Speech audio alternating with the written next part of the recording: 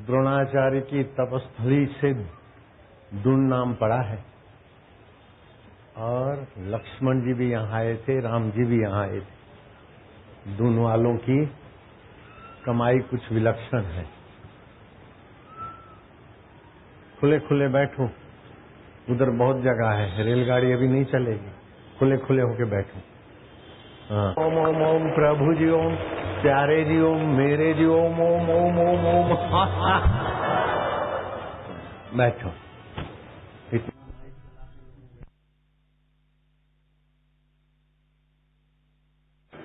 सर्वकालेषु हरि ओम शांति। मंत्र पढ़ो श्रृंगार का।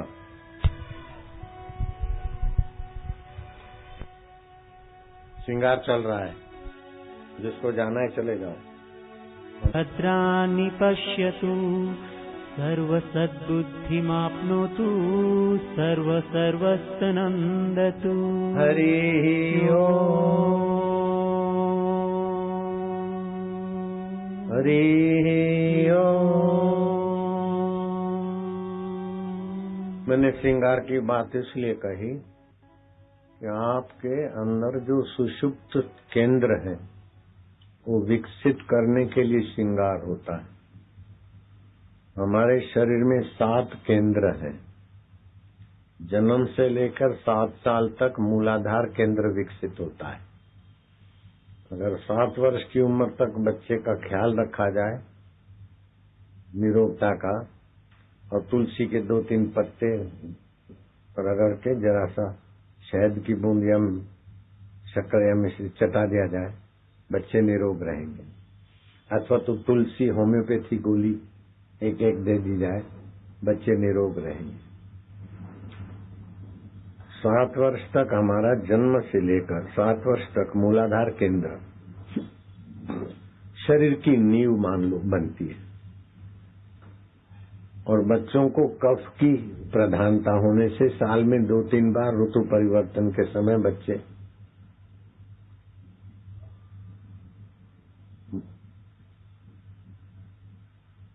बाल स्पेशलिस्टों के पास ले जाए जाते हैं। कोई जरूरत नहीं। तुलसी माता में 800 बीमारियों को भगाने की ताकत है। और बच्चों को कफ के कारण बीमारी होती है, वायु के कारण। एक गोली दे दो, होम्योपैथी गोली। 30 रुपए की इतनी बोतल मिलती है। 1-2 साल अपने और पड़ोस के बच्चे निरोग रखो। दूसरे 7 साल में हमारा दूसरा केंद्र विकसित होता है। उसे स्वादिष्टान केंद्र बोलते हैं। 7 से 14 साल तक। 7 से 14 साल तक की उम्र में बच्चों को भयभीत न किया जाए, वीरता के संस्कार दिए जाए, बहादुरी के, भक्ति के। जो संस्कार दोगे जीवन भर उस संस्कारों पर बुलंदियां छुएंगे। जैसे रणजीत महासेन राजा का बेटा खेल रहा था। राजा जवेरी के जवेरात हीरे देख रहा था। रणजीत दौड़ता हुआ आया, पिताजी मैं इस हीरे की अंगूठी बना के पहनना तो कैसी लग रही? पिता ने कहा, छी, मेरा रणजीत ऐसा सामान्य हीरा पहनता है। वो जमाने में लाख रुपए का, अभी 25 लाख समझो, 40 लाख। तो जवेरी ने कहा कि आपका रणजीत कोहिनूर पहनेगा? बाप ने पीठ ठोक दी। क्यों रणजीत, तू कोहिनूर नहीं पहन सकता है? बोले मैं पहन सकता हूं। तेरे लिए असंभव कुछ है? बोले नहीं। तू ठान ले तो वो काम कर सकता है कि नहीं कर सकता? बोले हाँ। तू बहादुर बनेगा कि नहीं? बोले हूं, बनूंगा। ऐसे संस्कार बाप डालते थे। 7 से 14 साल के बीच जो भी संस्कार डालो। रणजीत की पीठ ठोक दी। जवेरी ने राजा को कहा, कोहिनूर हिंदुस्तान में तो है नहीं, अभी तो अफगानिस्तान में है। और रणजीत, अफगानिस्तान कोई दूर है क्या? तो अफगानिस्तान से रणजीत करके युद्ध जीत के नहीं ला सकता है कोई? ला सकता हूं। पीठ ठोक दी रणजीत सिंह ने। कोहिनूर जीत के दिखा दिया। ये क्यों कि 7 से 14 साल के बीच किए स्वाधिष्ठान केंद्र की महिमा है, जो संस्कार भर दो। उन दिनों में अगर सिगरेट बाज होता है तो सत्यानाश, बुद्धि मारी जाती। बीड़ी बाज होता है, पिक्चर बाज होता है और कोई, तो 7 से 14 साल की उम्र बड़ी नाजुक और जो संस्कार पड़े वो फिर जीवन की आदत बन जाती। 14 से 21 साल मणिपुर केंद्र होता है हमारा जंक्शन, वो विकसित होता है। तो 14 से 21 साल की उम्र में बुद्धि को जितना भी विकसित करना चाहो, जितनी बुलंदियों पे ले जाओ, जाएगी बुद्धि। तो अपने यहाँ जो बच्चे आते ना, उनको सरस्वती मंत्र देते तो बच्चे कार चला लेते, मुख्यमंत्री उनका स्वागत करते हैं, वर्ल्ड फेमस हो जाते हैं। अभी भी विनय शर्मा पठानकोट का 25 लाख जीत के दिखा दिया, कौन बनेगा करोड़पति के प्रोग्राम में 10 उत्तर सही कर दिए। ये लोगों की नजर से बड़ा चमत्कार लगता है, लेकिन 2 और 2 4 जैसी चीजें हैं। तो तीसरा केंद्र विकसित हो तो बुद्धिमान बनेगा। चौथा केंद्र विकसित होता है हृदय केंद्र, तो उसके हृदय का संकल्प सिद्ध हो जाएगा, प्रेमी बनेगा, आनंददायी होगा, उससे मिलकर दूसरों को भी संतोष होगा, अच्छा लगेगा। ऐसे संतों का हृदय केंद्र विकसित होता है तो उनको देखकर, उनकी वाणी सुनकर हम लोग सभी लोग उनसे प्रभावित होते, आनंदित होते, लाभान्वित होते।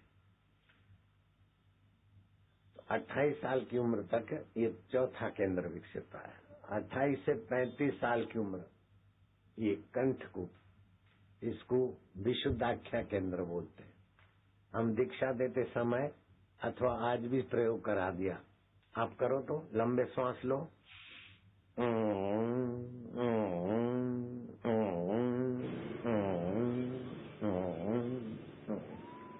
मना ओम ओम, फिर से गहरा श्वास लो,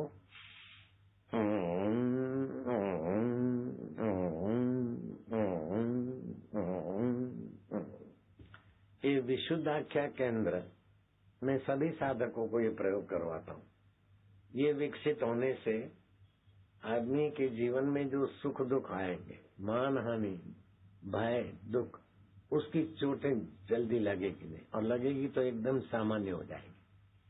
जैसा अमृत तैसी बिस खाटी, जैसा मान तैसा अपमाना, हर्ष शोक जाके नहीं, वैरी मित समान, कह नानक सुन रे मना, मुक्त ताहि ते जान। ये मोक्ष के द्वार में बड़ी मदद करता है ये केंद्र। संसार के दुख चिपकेंगे नहीं, चिंताएं चिपकेगी नहीं, कर्म बंधन चिपकेगा नहीं, ऐसा ये निर्लेप बना देता है। और ये करने वाले को हाइपोथायरॉइड, हाइपरथायरॉइड होगी नहीं, है तो फिर बढ़ेगी नहीं, नियंत्रित रहेगी। और होम्योपैथी की आजकल कुछ युक्तियां निकली है तो उससे चली भी जाती, मंत्र जाप से भी हम थायराइड भाग जाती। फिर जहां मैंने श्रृंगार का तिलक लगाया, इसकी बड़ी बड़ाई, षष्ठम केंद्र है। इन नीचे के 5 केंद्रों की शुद्धि और शक्तियां का फल इस केंद्र से अर्जित करते हैं योगी लोग। ये केंद्र जोगी के श्रृंगार का केंद्र कहा मैंने, इसको विज्ञानियों ने खोजकर हैरानियां हासिल की कि हिंदू लोग कोई शुभ कर्म करते हैं तो यहाँ तिलक क्यों करवाते हैं, और माइयों को कंपलसरी तिलक करने का आदेश क्यों दिया हिंदू ऋषियों ने। ये इसको आज्ञा चक्र भी बोलते हैं, अंग्रेज लोग इसको पीनियल ग्रंथि बोलते हैं। पिक्चरबाजों को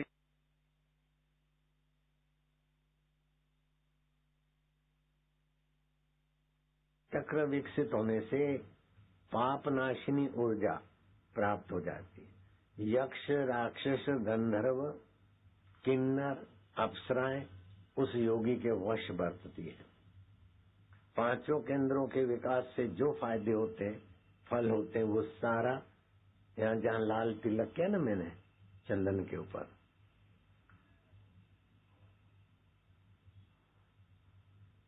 वो फायदा हो जाता है। और इसके ध्यान से वासना से मुक्ति हो जाती है। और योग में ये राजा है। तो सामान्य महिलाएं श्रृंगार करती है तो ठीक दिखने के लिए, पतिव्रता श्रृंगार करती है तो निर्मल औषधियों का उपयोग करके माहौल भी अच्छा रहे, पति की आयुष्य और ओज बढ़े इसलिए। और संत जब ये श्रृंगार करता है तो चंदन केसर का यूं तिलक करेंगे और फिर बीच में टीला करेंगे।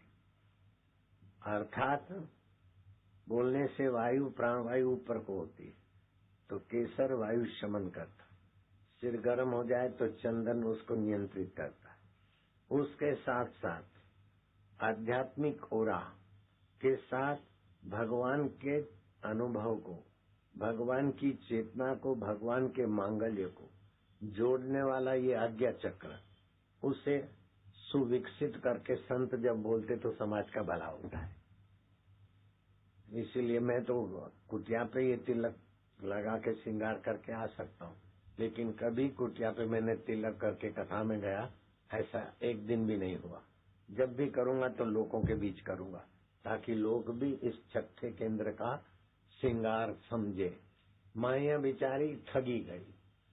ये तो है छठे केंद्र को विकसित करने के लिए तिलक, सिंदूर का तिलक, कंकु का तिलक, तुलसी की मिट्टी का तिलक, चंदन का तिलक, गौधूली का तिलक, ये सब विकास के लिए। लेकिन माइयों के साथ आजकल बड़ा जुल्म हुआ। प्लास्टिक की बिंदी का तिलक करते, मरे हुए जानवरों के अंगों से बना हुआ चिपकाने वाला केमिकल वो लगाती, विकास की जगह पर विनाश। प्लास्टिक की बिंदी नहीं लगानी चाहिए, फायदा नहीं होता, तिलक करने का फायदा नहीं होता। सिंदूर का तिलक करें, तुलसी की मिट्टी का तिलक करें, पीपल की मिट्टी का तिलक करें, गाय के पैर की मिट्टी का तिलक करें, इससे फायदा होता है। नहीं तो मैंने किया ऐसा चंदन आदि का तिलक करें। तो ये साधु का श्रृंगार तुम्हारे जीवन में दिव्य साधन और दिव्य सूझबूझ ले आता है।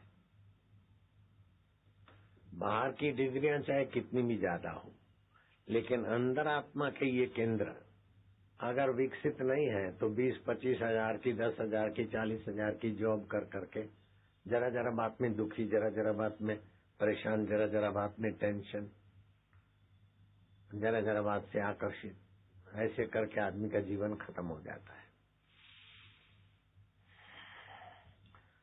तो राजा परीक्षित ने सोने के सिंहासन पर सुखदेव जी महाराज को आसीन करके सोने के चौकट में उनके चरण धोए और खूब स्तुति करके पूछा कि महाराज आज्ञा हो तो सवाल पूछो।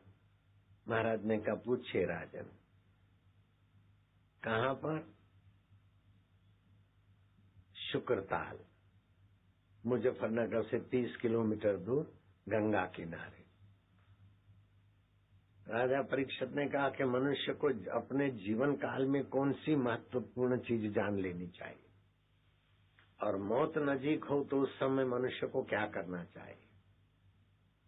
तो राजा परीक्षित का सवाल सुनकर राजा को खूब खूब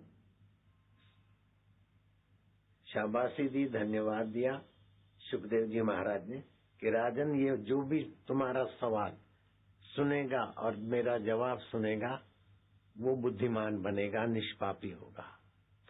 तस्मात् सर्वात्मनः राजन्, तस्मात् सर्वात्मनः राजन् हरि अभिधीयते, हरि अभिधीयते। श्रोतव्य कीर्तितव्यश्च, श्रोतव्य कीर्तितव्यश्च स्मृतव्यो भगवद्नृणाम्, स्मृतव्यो भगवद्नृणाम्। हे राजन, मनुष्य को जन्म से ऊंचे में ऊंचा फल पाने का उद्देश्य यह है कि भगवान के स्वरूप का ज्ञान पाले। भगवान क्या है, कैसे हैं और कैसे मिलते हैं। तो भगवान के स्वरूप का ज्ञान पाएगा, भगवान के स्वभाव का ज्ञान पाएगा तो मनुष्य निर्दुख हो जाएगा और भगवान को आसानी से पा लेगा। और भगवान को पाने के सिवाय कुछ भी पाया तो निर्दुख नहीं होगा। सोने की लंका भी मिल गई फिर भी रावण निर्वासनिक नहीं हुए, निर्दुख नहीं हुए। लेकिन शबरी भीलन मतंग गुरु के चरणों में भगवान का ज्ञान पाया तो अंतरात्मा भगवान से तो मिली, लेकिन दशरथ नंदन भगवान भी उसके द्वार पर खींचे चले आए। ये भगवान का ज्ञान बड़ा महत्वपूर्ण है। तो भगवान का ज्ञान पाना चाहिए और भगवान की मधुमय कीर्ति गानी चाहिए। अभी तुमने हे प्रभु आनंद दाता पाठ किया ना, दिव्य जीवन हो हमारा। तुच्छ जीवन किसको बोलते हैं और दिव्य जीवन किसको बोलते हैं? ये जन्मने मरने वाले शरीर को जो मैं मानते हैं, मैं बूढ़ा हो गया, मैं जवान हो गया, मैं नपास हो गया, मैं दुखी हो गया, मैं सुखी हो गया, जरा जरा बात में शरीर के साथ जुड़कर जो मैं मानते, ये तुच्छ जीवन है। शरीर बीमार है तो निगुरे बोलते मैं बीमार हूँ, मन में दुख आया तो बोलते मैं दुखी हूँ, ये तुच्छ जीवन है। दुख मन में आता है, सुख मन में आता है, दुख सुख मानसिकता है, बीमारी तंदुरुस्ती शारीरिक है, राग द्वेष बौद्धिक है, चिंता चित्त में होती है। इन सब को जानने वाला मैं आत्मा हूँ, मैं चैतन्य हूँ, मैं भगवान का हूँ, भगवान मेरे हैं, भगवान सत है, भगवान चेतन है, भगवान आनंद स्वरूप है, जो कभी मरते नहीं, कभी बिछड़ते नहीं और कभी बेवफाई नहीं करते, वह भगवान।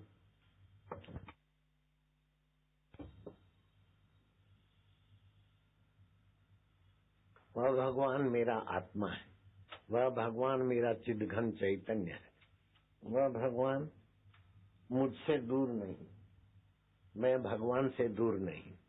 इस प्रकार का जो भगवत तत्व का ज्ञान है, भगवत शांति देने वाला ज्ञान है, भगवत प्रसाद या मति बनाने वाला जो ज्ञान है, उस ज्ञान से सारे दुख सदा के लिए मिट जाते हैं।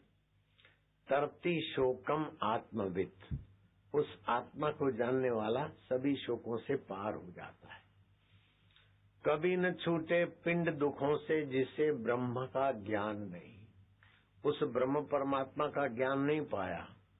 मेरा एक शिष्य है, बोले बाबा बीए बीएड किया, एमए एमएड किया, पीएचडी किया, फलाने फलाने विषयों का मैं इस पे विशेष अच्छे मार्क लाने वाला विद्वान हुआ। बाबा मैंने डिलीट किया, मेरे पास ये डिग्रियां हैं। इस समय हिंदुस्तान समेत बाकी के 5 देश 6 देशों में सर्वोपरि विद्वान आपका दास है।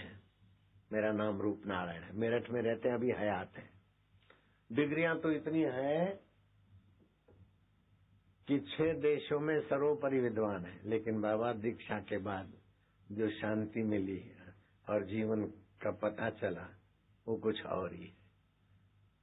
तो ये भगवत ज्ञान की परम महिमा है। तो मनुष्य को जीवन काल में भगवत ज्ञान पा लेना चाहिए और भगवान के दिव्य गुणों को सुमरण करके अपने अंतर में जो भगवान छुपा है उसको जागृत कर लेना चाहिए।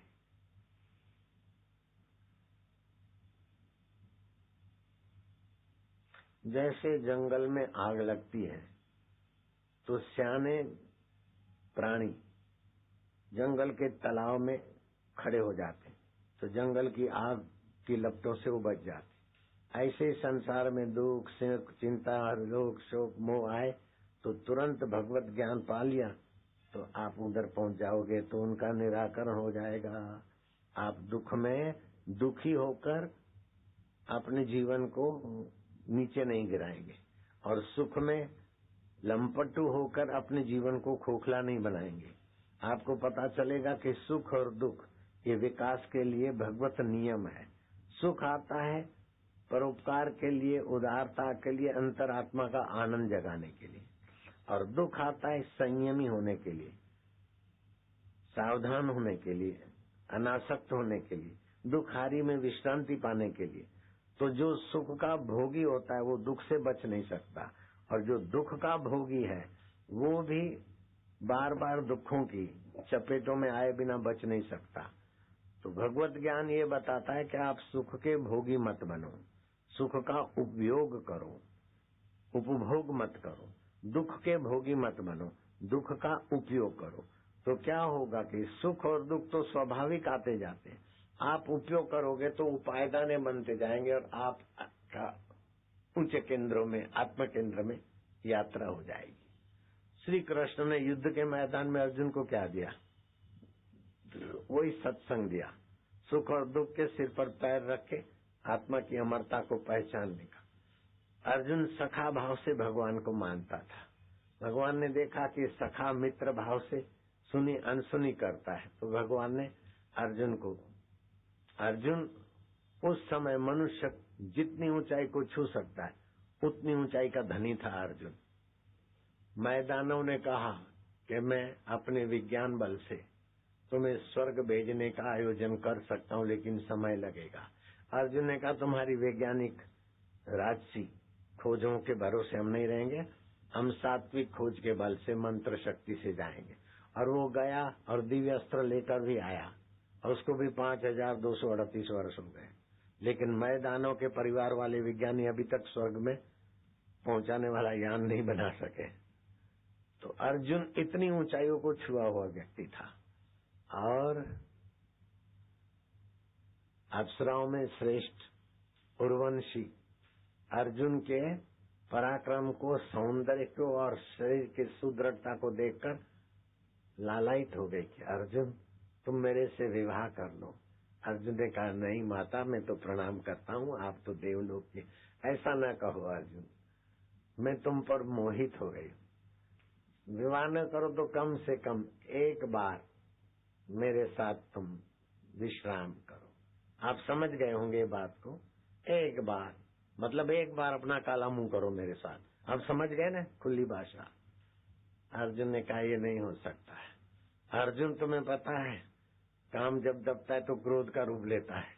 अब तो मेरी इच्छा पूरी नहीं करोगे तो मुझे क्रोध आएगा, मैं तुम्हें श्राप दे दूंगी। बोले तुम श्राप दे दोगी तो मैं स्वीकार करूंगा, लेकिन अपना कमर तोड़ कार्यक्रम करके सत्यानाश नहीं करूंगा। जा नपुंसक होगा 1 साल के लिए। 1 साल के लिए अर्जुन ने नपुंसक होने का श्राप ले लिया, लेकिन अपना संयम नहीं तोड़ा। इतनी ऊंची सूझबूझ का धनी था। फिर भी भगवत ज्ञान के अभाव में भगवान जिसका रथ चला रहे, ऐसा अर्जुन विषाद में पड़ गया। विषाद योग। भगवान समझाते, दिव्य रूप दिखाते, विराट रूप दिखाते तो अर्जुन भयभीत होता है। विषाद मना दुख में गिरा, भय में गिरा। अर्जुन को देखा भगवान ने कि इसे आत्मविद्या के बिना स्वस्थ नहीं किया जाएगा। तो भगवान ने कहा अध्यात्म किम उच्यते, अध्यात्म क्या होता है? आदि देविकम च किम, आदि देविक क्या होता है? आदि भौतिकम च किम उच्यते, आदि भौतिक क्या होता है? अर्जुन इतनी ऊंचाई वाला भी अध्यात्म ज्ञान क्या होता है ये नहीं समझ पाया। आदि देविक क्या होता है?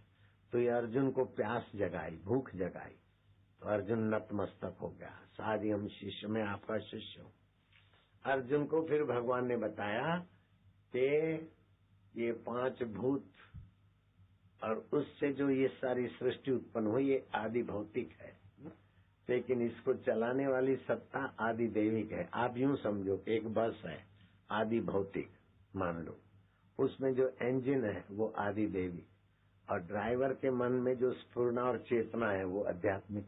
अकेला ड्राइवर इतने पैसेंजर को उठा के नहीं ले जा सकता, अकेली इंजन भी नहीं दौड़ सकती और अकेली बस भी नहीं दौड़ सकती है। बस, इंजन और ड्राइवर तीनों मिलते तब ये सृष्टि चलती है। ऐसे आदि भौतिक, आदि देविक और आध्यात्मिक, इन तीनों के मेल से ये सृष्टि चलती। तो आदि भौतिक प्रकृति के राज्य में, आदि देविक प्रकृति के राज्य में, लेकिन प्रकृति को सत्ता देने वाला अपना आत्मा अध्यात्म है। जैसे बचपन बदल गया, उसको जानने वाला अध्यात्म आत्मा नहीं बदला, वो आत्मा परमात्मा का ज्ञान है। मन बदल जाता है, उसको जानने वाले तुम नहीं बदले। बुद्धि बदल जाती है, सुख बदल जाते, दुख बदल जाते, ख्वाहिशें बदल जाती, फिर भी एक ऐसा है जो नहीं बदलता है। जो नहीं बदलता है वो नारायण है, नर नारी का आयन है। उस नारायण का ज्ञान पाकर उस नारायण में शांति और उस नारायण के साथ अपनी एकता जो है केवल जाननी है, तो अर्जुन तो शोक से तर जाएगा, दुखों से तर जाएगा, फिर युद्ध करेगा, सबको मार देगा, तब भी तेरे को पाप नहीं लगेगा। सुख में तू लिप्त नहीं होगा और दुख से भी तू लेपायमान नहीं होगा।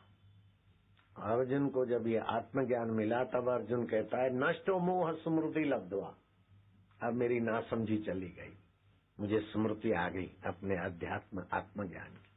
करिष्ये वचनम तव, अब मैं तुम्हारे वचन पालूंगा। भगवान साथ में है, फिर भी अर्जुन का दुख नहीं मिटा, लेकिन भगवत तत्व का ज्ञान भगवान की कृपा से मिला तो अर्जुन का दुख टिका नहीं और सुख मिटा नहीं। तो मनुष्य को जीवन काल में भगवत ज्ञान पा लेना चाहिए और भगवान की स्मृति। भगवान का ज्ञान तो पा लिया, लेकिन रटा रटाए ज्ञान से काम नहीं चलेगा, तो भगवान की स्मृति, और भगवान की स्मृति से जो भगवत सुख मिलता है, जो भगवत रस मिलता है, वो संसार के कोई भी सुख उसके आगे दो पैसे हो जाते। फिर संसार के सुखों के पीछे तो तुमको दौड़ना नहीं पड़ेगा, यश के पीछे तुम्हें दौड़ना नहीं पड़ेगा। संसार का सुख और यश तो महापुरुषों के पीछे पीछे चलता है, और किसी पर जरा कृपा कर दे तो वो भी यशस्वी हो जाता है। जैसे शबरी पर कृपा कर दी मतंग गुरु ने तो शबरी भीलन यशस्वी हो गई। मीरा पर रहीदास गुरु जी ने कृपा कर दी, मीरा यशस्वी हो गई। प्रहलाद पर नारद जी की कृपा हुई, नारद जी की कृपा से प्रहलाद यशस्वी हो गए। ऐसे तो हजारों दृष्टांत मिल जाएंगे। तो आप लोगों को क्या करना चाहिए? तो आप लोगों को भगवत ज्ञान पाकर भगवत स्मृति करते हुए अपने जीवन में भगवत रस का स्वाद ले लेना चाहिए। तो बाबा जी कैसे करें? आज सुबह भगवत रस लेने की एक तरकीब सिखाई थी, और जिसको रस आया था वे हाथ ऊपर करो। अब अपने बच्चों को भी सिखाओ और उस रस को बढ़ाते बढ़ाते रात को जब सो तो मैं रस स्वरूप भगवान में शयन कर रहा हूं। ओम आनंद, ओम शांति, जो भगवान के विषय में सुनाया था उसका सुमरण करते करते पहले तो अपने कमरे को गाय के गोबर के कंडे से कभी कभी धूप करके कमरे को दे दीप्यमान बनाओ, अथवा गोचंदन अगरबत्ती जलाकर उसके ऊपर थोड़ा घी की बूंदे अथवा तेल की बूंदे डाल दो, और वो धूप से खिड़कियां बंद कर देता हूं। मैं सुबह सारे खिड़की दरवाजे बंद कर देता हूं, दिया जलाता हूं और गोचंदन अगरबत्ती जलाता हूं, उस पर घी डाल देता हूं अथवा सिर पर डालने वाला तेल डाल, फिर कच्छा पहनकर बाकी के रोमकूपों से और श्वासोश्वास से वही हवा मान लेता हूँ, और प्राणायाम भी उसी में करता हूँ, आसन भी उसी में करता हूँ। तो हम 1 किलो तो भोजन करते हैं, 2 किलो पानी पीते हैं, 10 किलो ऊर्जा हम प्राणवायु से लेते हैं, और प्राणवायु जब ये इतने भव्य होते हैं तो शरीर भी सुदृढ़ रहता है, रोग प्रतिकारक शक्ति भी बनी रहती है। दूसरी बात सुनाई थी कि हमारी जीवनी शक्ति 24 घंटे में 12 केंद्र में घूमती है। जैसे सुबह 3 से 5 हमारी जीवनी शक्ति फेफड़ों में होती है, तो 3 बजे न जगो तो 4:30 से 5 के बीच आप कस के प्राणायाम करो, आपका प्राण बल बढ़ जाएगा, मनोबल बढ़ जाएगा, बुद्धि बल बढ़ जाएगा, रोग प्रतिकारक शक्ति बढ़ जाएगी। 5 से 7 जीवनी शक्ति आंतों में होती है। उस समय आप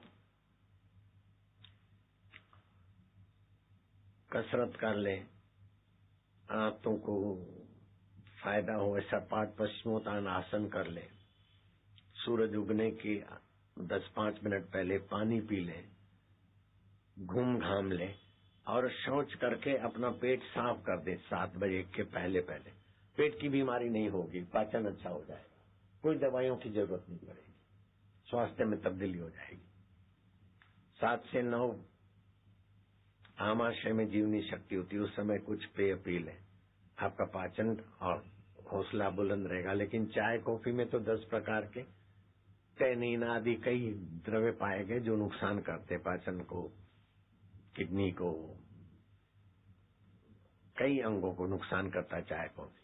ये मैंने विस्तार से वैज्ञानिक भाषा से बताया हुआ है। 9 से 11 जीवनी शक्ति अग्नाशय में रहती है। 9 से 11 के बीच भोजन कर ले, आपका स्वास्थ्य बढ़िया रहेगा, लंबी उम्र के धनी होंगे। मैंने बताया था कि प्रसिद्ध वकील 92 साल का है, 2-2 घंटे आर्ग्यूमेंट करता, केस जीत लेता, और वो कार चला के मेरे सत्संग में आता। सूरत का वकील है जमुना दास, हालात वाला हो, जमुना दास बाजार, दूसरा है जमुना दास। तो 11 से 1 जीवनी शक्ति आपकी हृदय में होती है, हृदय को विकसित करने वाले पाठ, ध्यान, भाव आदि। 1 से 3 जीवनी शक्ति छोटे आंत में होती है। उस समय भूल कर भी खाना नहीं खाना चाहिए, खाना खाया तो खाना खराब और तबियत खराब। 1 से 3 के बीच जीवनी शक्ति छोटे आंत में होती, तो छोटा आंत 11 बजे तक जो भोजन कर लिया उसको शोष के अपने सारे केंद्रों में भेजता है, और बाकी का कचरा टॉयलेट के लिए बड़े आंत में धकेलता है। उस समय अगर कुछ खाना खाया तो वो खाना भी कच्चा रस होगा, कच्चा रस होगा तो शरीर में गड़बड़ी बनी रहेगी। दवाइयों की खोज हो गई, बीमारियों की खोज हो गई, डॉक्टर भी बढ़ गए, औषधियां भी बढ़ गए, उपचार भी फलानी थेरापी, न्यूरोथेरापी, फलानी करते कराते भी बीमारियां बढ़ गई, क्योंकि खान पान के नियम उल्टे हो गए।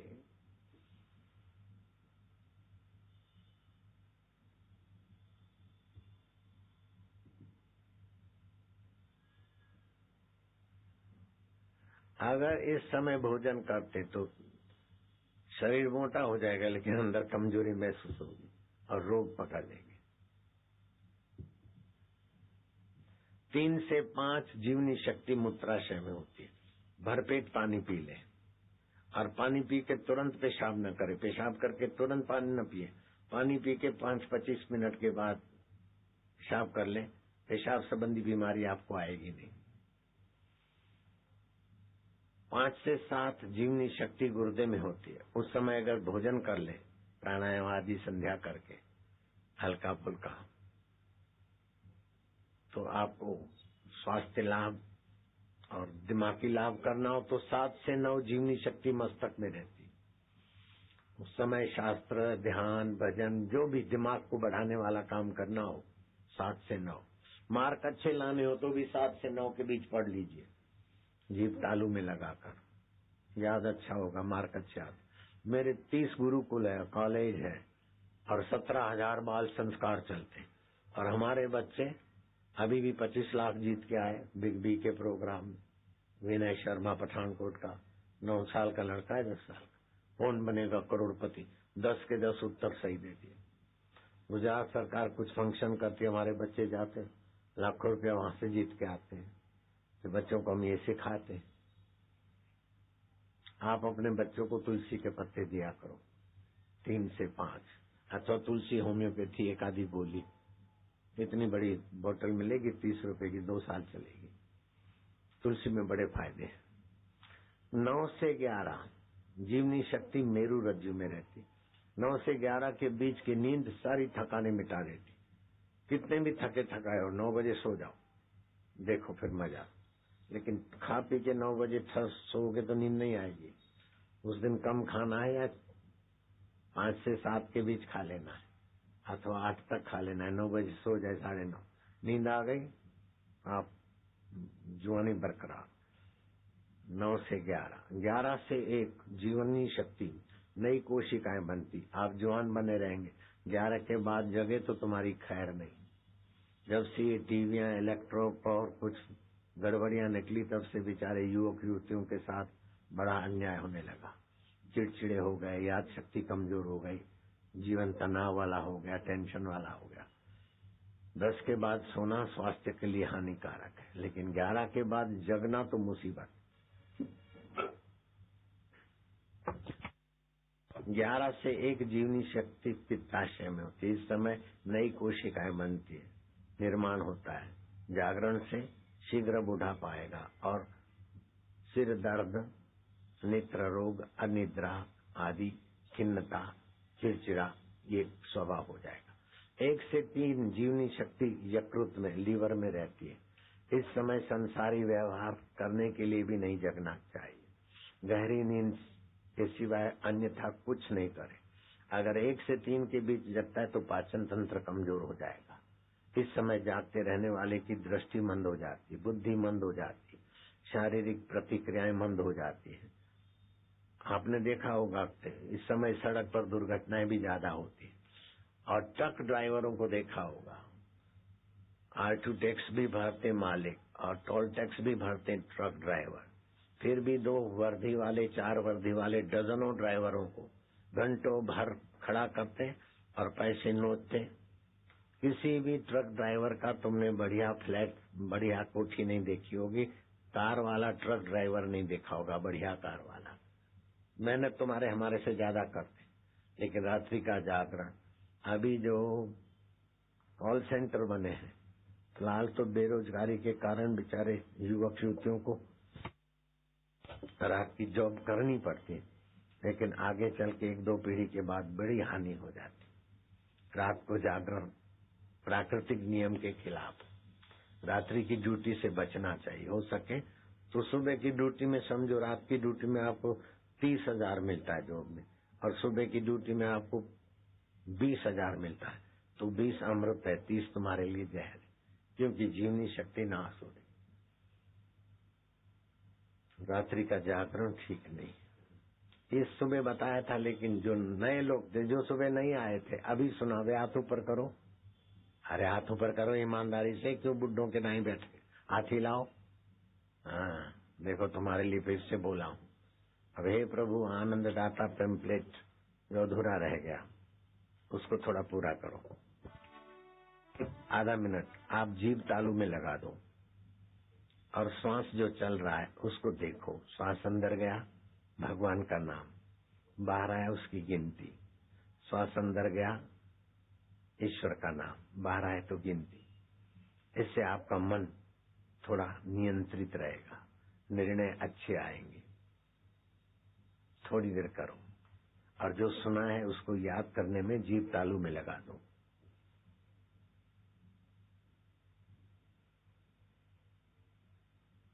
इनमें जो अच्छे काम किए ईश्वर को अर्पण कर दो। कुछ गलती हो गई तो उसके लिए क्षमा याचना करो। फिर अपने कमरे को धूप धाप से कभी कभार शुद्ध कर लिया। फिर लंबा सांस लो, बाएं नाक से सांस लो, उसमें भगवान का नाम भरो। रोको, मैं भगवान का हूँ, भगवान मेरे हैं। भगवान सतरूप है, चेतन रूप है और हमारे मंगल करने वाले। मैं उनके नाम का जप करूंगा। दाएं नाक से श्वास छोड़ दो, फिर दाएं से श्वास भरो। मैं परमेश्वर का हूँ, परमेश्वर सत्य है, चेतन है, आनंद रूप है, मेरे आत्मदेव है, सुख रूप है। ओम आनंद, ओम शांति। बाएं नाक से श्वास छोड़ दो। ऐसा 10-5 बार करो। फिर दोनों नथुनों से श्वास लो, लो लो लो लो और लो। श्वास रोको। भगवान सतरूप हो, चेतन रूप हो, आनंद रूप हो, और मेरा आपका संबंध कभी नहीं मिटता। शरीर और संसार का संबंध टिकता नहीं, और आत्मा परमात्मा का संबंध मिटता नहीं। वाह प्रभु, ओम आनंद। होठ बंद रखना, कंठ से ओमकार का जप करना। अंतर्यामी प्रभु का ही मंत्र है। और मैं गर्दन हिलाऊं ऐसे गर्दन हिलाना, तो पंचम केंद्र विकसित होगा। वो बहुत रक्षा करेगा। दुख सुख की चोटों में आप उनके सिर पर पैर रखने में सफल हो जाएंगे। मैं करता हूँ, ऐसा करना मेरे साथ। जो खड़े लोग हैं वो भी करना। ऐसे हाथ बांध के बैठे, हाथ खुले कर दो। हाँ, बैठने का जगह मिले तो बैठो बेटे, फायदा होगा। शाबाश तुम्हारे माँ बाप को भी। सत्संग सुनने के लिए जो लोग समय देते हैं उनके माँ बाप का भी पुण्य बढ़ता है। मैं करता हूँ, ऐसा करना। पहले प्रतिज्ञा करो, मैं ओमकार मंत्र जपूंगा, मैं ओंकार मंत्र जपूंगा, जिसकी छंद गायत्री है, जिसकी छंद गायत्री है, जिसकी शक्तियाँ खोजी भगवान नारायण ने, जिसकी शक्तियाँ खोजी भगवान नारायण ने, नारायण भगवान उसके ऋषि हैं, नारायण भगवान उसके ऋषि हैं, और अंतर्यामी परमात्मा इस मंत्र के देवता हैं। अंतर्यामी परमात्मा इस मंत्र के देवता है। मैं वह मंत्र ओमकार जपूंगा, मैं वह मंत्र ओमकार जपूंगा, जिससे मेरे दुख नाश होंगे, जिससे मेरे दुख नाश भगवत होंगे, रस प्राप्ति होगी, भगवत रस प्राप्ति होगी। गहरा श्वास लो दोनों नथुनों से, लो लो लो। आप ये अंतर्यामी प्रभु का जप करेंगे। हाँ, अभी मेरे साथ।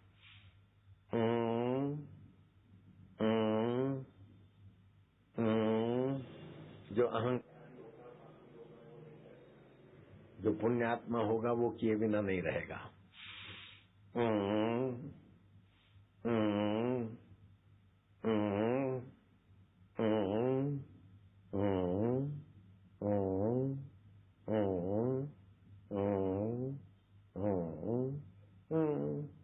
ये एक बार हो गया। सोते समय 2 बार ही करना है। रात की नींद देखो कितनी मधुर होती है और सुबह कितना प्यारा बनता है। फिर से गहरा श्वास।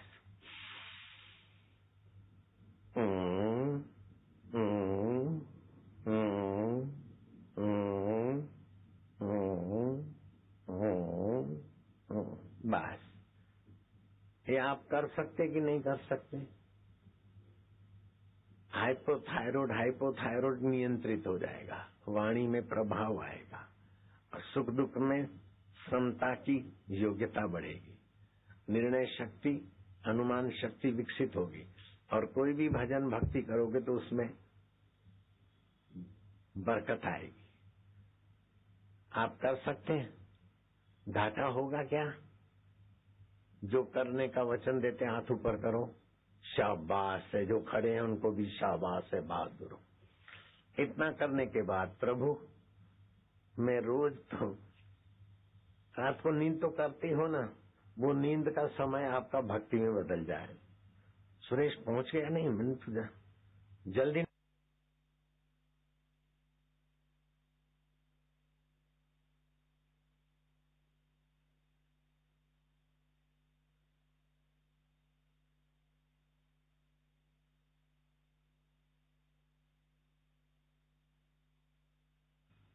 तो आप सोते समय शरीर में सोओगे तो शरीर से उठोगे, चिंता में सोओगे तो चिंता में से उठोगे। मैं बीमार हूं, परेशान हूं तो परेशानी और बीमारी से उठोगे। ये पंच भौतिक शरीर माया का है। मन, बुद्धि, अहंकार आदि दैविक है, पंच भौतिक आदि भौतिक है। लेकिन मैं आत्मा अध्यात्म हूँ, मैं प्रभु का हूँ, प्रभु मेरे है। जो अर्जुन को ज्ञान मिला था उसी ज्ञान के आश्रय ओम प्रभु जी ओम। श्वास अंदर जाए तो ओम, अथवा तो माहौल को, कमरे को पवित्र करना हो। हरि ओम ओम ओम ओम ओम ओम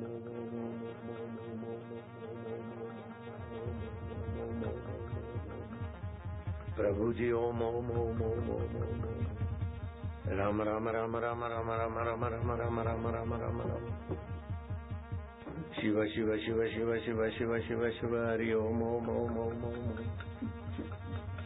ओम ओम ओम ओम ओम ओम ओम ओम ओम।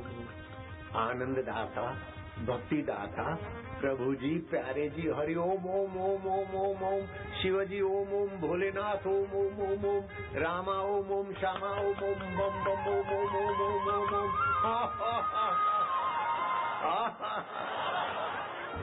शारीरिक टेंशन गायब, मानसिक तनाव छू, बौद्धिक तनाव छू। अंग्रेजी दवाओं में ऐसी कोई व्यवस्था नहीं जो शारीरिक, मानसिक, बौद्धिक टेंशन से आपको पार कर दे। नींद की गोली देंगे, पेन किलर देंगे और खाते रहो, पैसे लुटाते रहो और बीमारियां बढ़ाते रहो। इससे वो बीमारियां भी भागेगी, पैसे भी बचेंगे और तीनों तनाव भाग जाएंगे, कोई खर्चा भी नहीं और भगवान की भक्ति का फायदा मिलेगा।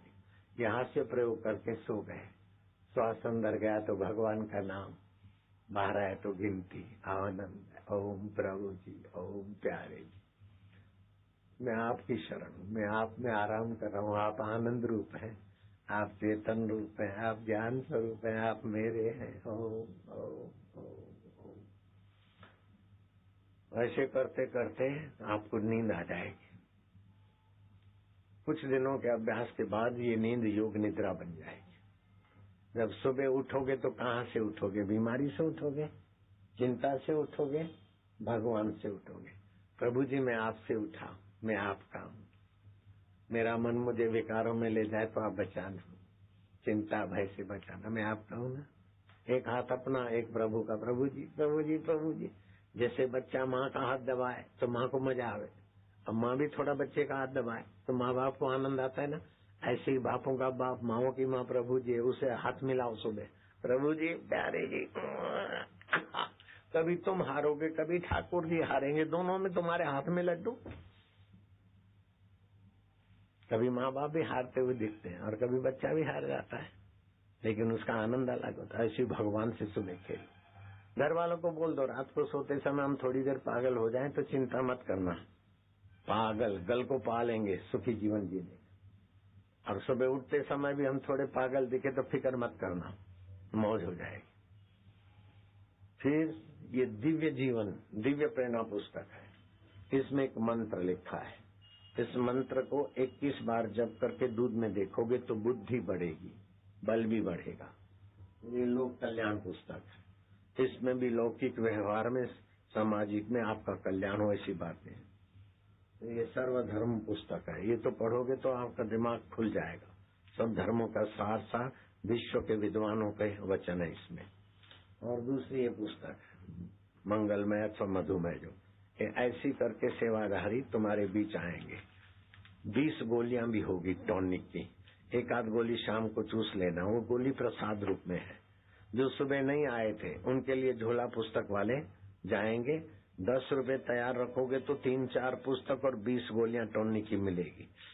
दिन में जो व्यवहार करो बार बार भगवान की स्मृति करो, तो भगवान कहते तस्याहम सुलभम पार्थ। ये स्टॉल पे और भी सत्संग के पुस्तक मिलेंगे, जीवन विकास, मंगलमय जीवन मृत्यु। कोई भी मर जाए, दादा दादी मम्मी पापा कोई, तो तुलसी की लकड़ी से उसका अग्नि संस्कार करने से उनकी दुर्गति से रक्षा होती है। तुलसी की माला गले में धारण करके उस पे जप करते तो कोई भी पुण्य कर्म करोगे तो 1000 गुना हो जाता है। मैं तुलसी की माला पहन, हेलीकॉप्टर गिरा धड़ाक धूम, किसी को भी कुछ नहीं हुआ। हेलीकॉप्टर का दृश्य देखोगे तो आप दंग रह जाएंगे। जरा दिखाओ, ये मंत्र सिद्धि की ऐसी योग्यता होती है। भगवान के नाम का जप किया करो, उसको हार्ट अटैक नहीं होता है, हाई बीपी नहीं होगी। आज ये बात पूरी दुनिया के सामने है। हाल ही में 29 अगस्त को संत श्री आशाराम जी बापू गुजरात में थे। लगभग 3:30 बजे थे और गोधरा में भक्तजन अपने बापू का इंतजार कर रहे थे। बापूजी का हेलीकॉप्टर मोरबी से गोधरा आ रहा था, मगर हेलीकॉप्टर जमीन पर उतरने से पहले ही जमीन पर यूं धम से गिरा। और अपने चचेरे भाई की जान बचाने के लिए मारुति वैन चलाकर दिल्ली के अस्पताल में पहुंचता है और फिर उसे 16 लाख रुपए का पैकेज भी कहीं मिलता है। ये सब मंत्र शक्ति का एक नमूना भी देखोगे। वो चालू का मतलब जैसे सिम कार्ड मोबाइल में आने से सैटेलाइट से जुड़ जाते, ऐसे मंत्र से गुरु की आत्मा से शिष्य की आत्मा जुड़ जाती है।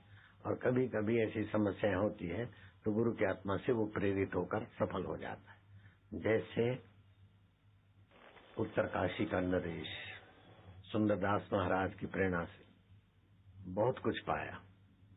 और ये हमारे कुंवर साहब, इनका इलाका हमारे भक्तों का इलाका है। प्रणव चैंपियन अध्यक्ष वन मंत्री, आपके बारे में आपके क्लास फॉलो ने भी बताया, जो ट्रांसपोर्ट मंत्री हैं, क्लास फॉलो है आपके। हम जाने थे भैया तुम्हारी कुछ कुछ बहादुरी और दबंगता। अब हेलीकॉप्टर का इनको जरा सा दिखा दो, 2-4 मिनट का हेलीकॉप्टर कैसे क्रश होता है।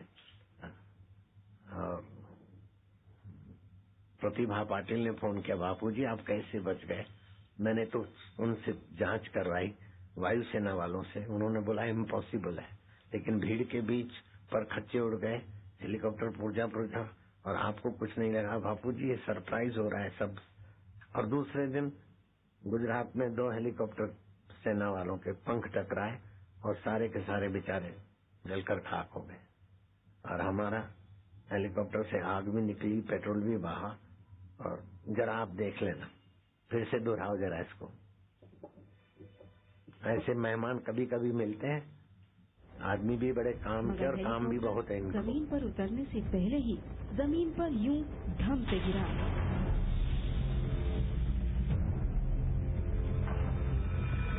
और हेलीकॉप्टर के परखच्चे उड़ गए। भीड़ के बीच गिरा है।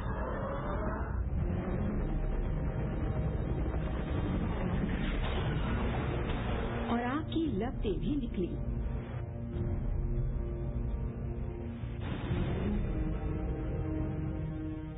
और ताज्जुब की बात ये कि संत श्री आसाराम जी बापू पायलट सहित हेलीकॉप्टर में सवार पूरी टीम के साथ बाहर आए। ये बात सचमुच अपने आप में अजूबी है। शायद इसीलिए सारा मीडिया यही चर्चा करता दिखा कि इतना बड़ा चमत्कार संभव ही नहीं है। किसी चमत्कार से कम नहीं है ये तस्वीरें। आप देख सकते हैं जिस तरीके से हेलीकॉप्टर क्रैश हो रहा है, उसके बाद किसी का बच पाना बहुत मुश्किल होता है, लेकिन आसाराम बापू बिल्कुल सुरक्षित है। 10 सेकंड में एक हादसा और एक चमत्कार। एक हेलीकॉप्टर आसमान से जमीन में गिरा और चूर चूर हो गया, लेकिन उसमें सवार लोग सब कुछ सही सलामत बच गए। जानते हैं उस हेलीकॉप्टर में कौन सवार था? आसाराम बापू। संत महात्मा जी साथ में थे, जैसे भी उनका आशीर्वाद उनके टूर में था। उनके आशीर्वाद से, संत महात्मा की आशीर्वाद शक्ति से, भगवान की कृपा से किसी को भी कोई चोट नहीं लगी और सब लोग जो है सेफली हेलीकॉप्टर से बाहर आए। और ये करिश्मा आसाराम बापू जी जो है उनका शक्ति है। दरअसल हेलीपैड पर उतरने से 100 फीट पहले ही हेलीकॉप्टर में तकनीकी खराबी आ गई थी, जो पायलट की समझ से बिल्कुल बाहर थी। पायलट का हेलीकॉप्टर पर नियंत्रण नहीं हो पा रहा था, मगर इन्हें मालूम था कि इनके साथ साक्षात भगवान बैठे हैं, इसीलिए कोई भी अनहोनी बिल्कुल असंभव है। और हुआ भी यही। हादसे की झलकियां देखकर अच्छों को ताज्जुब हुआ कि ऐसा संभव है भी कैसे। संत श्री आसाराम जी बापू इस जख्मी हेलीकॉप्टर से न केवल सुरक्षित बाहर आते हैं, बल्कि सत्संग स्थली पर पहुंचकर मस्त सत्संग भी करते हैं। हम भी चैंपियन के साथी हैं। क्या हाल चाल है बापू? आपका क्या हाल चाल है? देख रहे हो, आज तक कभी सुना नहीं होगा। हाँ, हेलीकॉप्टर का कुछ गड़बड़ हो जाए और धड़ाक धूम गिरे और सब ज्यों के त्यों हेलीकॉप्टर के चुरे चुरा।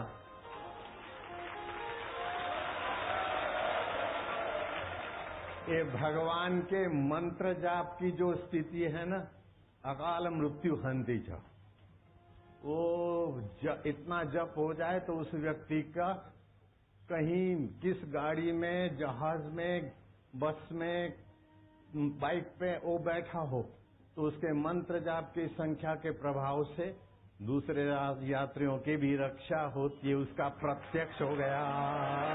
राजाधिराज महाराज सुन लो। हिंदू धर्म में जन्म लेने का बड़ा गर्व है और हिंदू धर्म के मंत्र विज्ञान का मुझे बहुत फायदा मिला है। और वो तो आज सारी दुनिया सुनती होगी, देखती होगी कि हेलीकॉप्टर टुकड़े टुकड़ा हो गया और उसमें बैठे हुए आदमी को खरोज नहीं आई और ऐसे नारायण हरि हरि ओम, इतना ऊपर से गिरा, धड़ाक धूम, हेलीकॉप्टर के टुकड़े टुकड़े 3 और आगे का हिस्सा तो पुर्जा पुर्जा अलग, और हमारा पुर्जा पुर्जा अप टू डेट। हम आगे बैठे थे। महिमा, गुरु मंत्र का प्रभाव प्रत्यक्ष देख ले। नास्तिक भी आज सुधरने की सीजन है। मुझे इस बात की खुशी है कि हेलीकॉप्टर मेरे प्यारों के बीच गिरा और प्यारों को भी करोड़ नहीं आने वाला। देखते रह गए कैसे एक्सीडेंट होता है। आज तक तो सुना होगा हेलीकॉप्टर कैसे गिरता होगा, एक्सीडेंट कैसे होता होगा। आज रूबरू देखा कि कैसे गिरा है, आंखों से देखा। और हेमखेम बचे बचाए भी आंखों से देखे। भगवान के मंत्र की महिमा नहीं है, गुरु मंत्र का प्रभाव नहीं है, कोई ना बोले तो भी है। ऐसा पूरी दुनिया में ओम अंदर चलते 17,000 बच्चों को प्रतिभा संपन्न किया जाए। तो 25,000 जीत के आया बच्चा पठानकोट से, बिग बी के प्रोग्राम में। जरा सा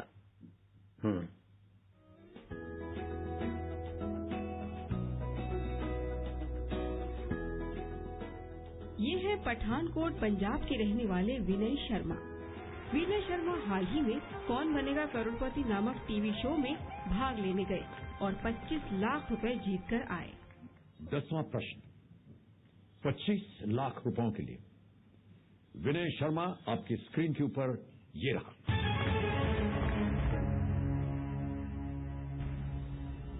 किस ग्रह के सबसे बड़े चंद्रमा का नाम टाइटन है? और आपके ऑप्शंस हैं ये: ए जुपिटर, बी नेपच्यून, सी सैटर्न या डी यूरेनस।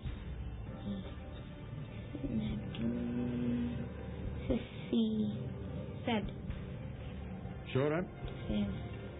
ताला लगा दिया जाए? कंप्यूटर महाशय, सैटर्न सी पे ताला लगाइए और बताइए कि विनय सही है या नहीं।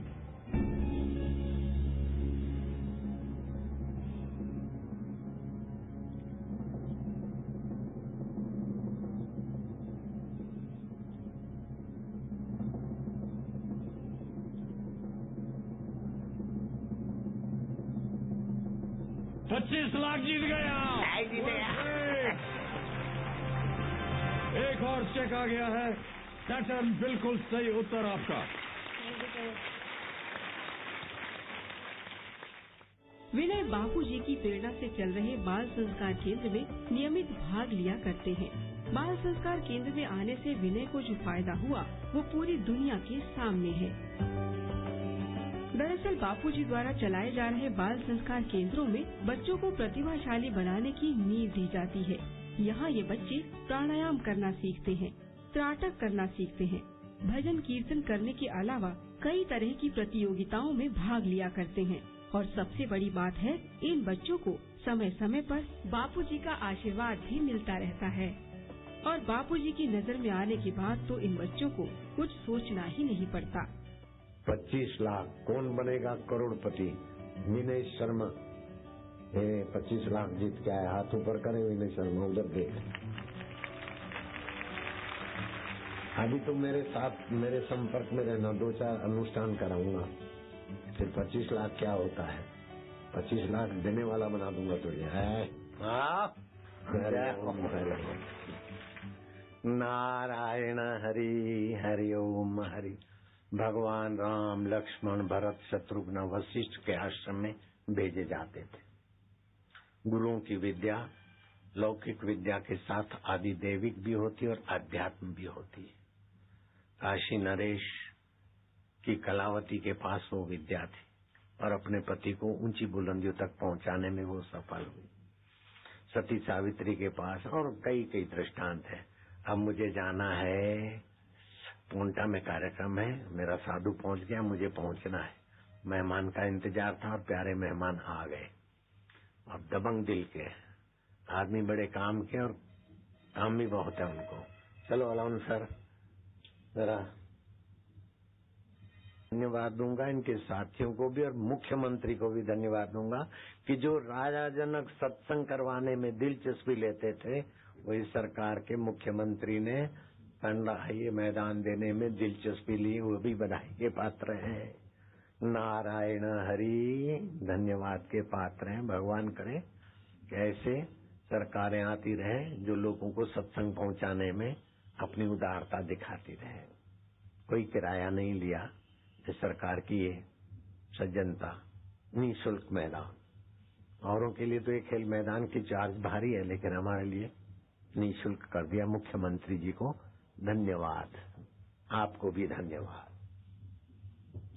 अब मैं ये रेलगाड़ी चलाऊंगा, आप थोड़ी देर बैठना, अपनी जगह नहीं छोड़ोगे।